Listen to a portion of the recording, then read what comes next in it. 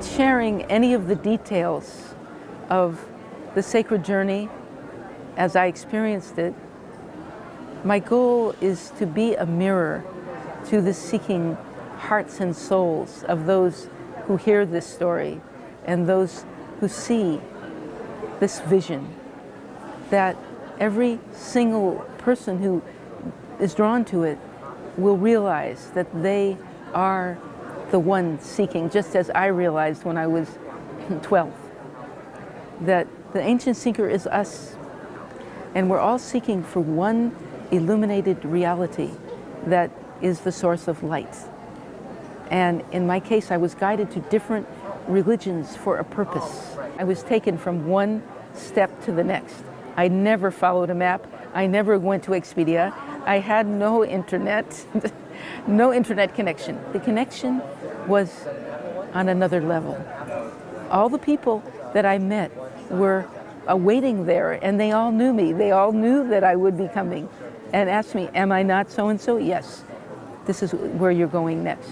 And there's so many stages of the journey that happen like that, to the end that, having been guided to practice Buddhism intensely and yoga deeply, I was guided to the Russian Orthodox Church and Greek Orthodox Church in Europe.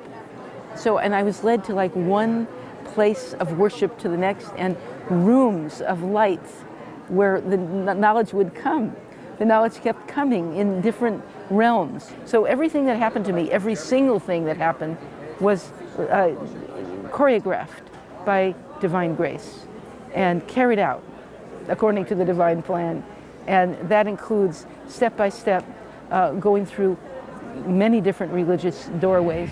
I was guided, as I said, to Belgium, and where in a room where the Mother Superior absolutely knew me.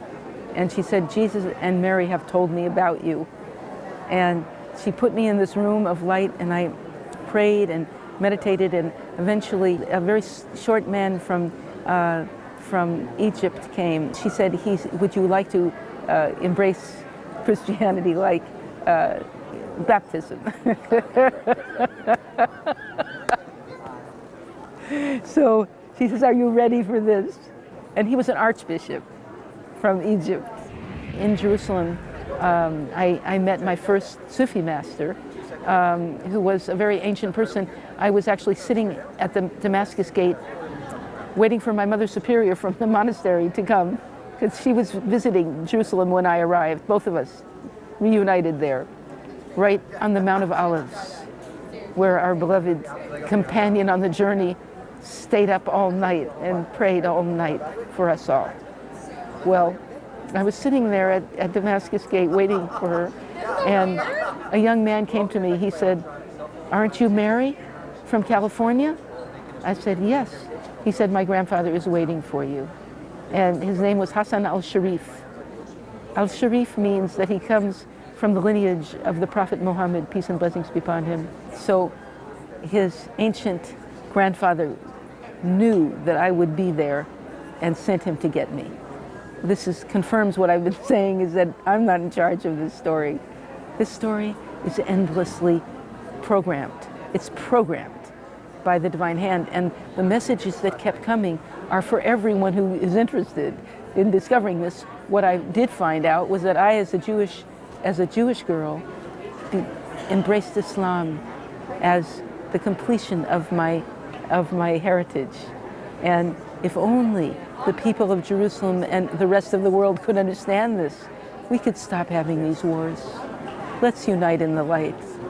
People of all faiths, go for the center, go for the light that's shining at the center of everything, the restorative, the elevating light.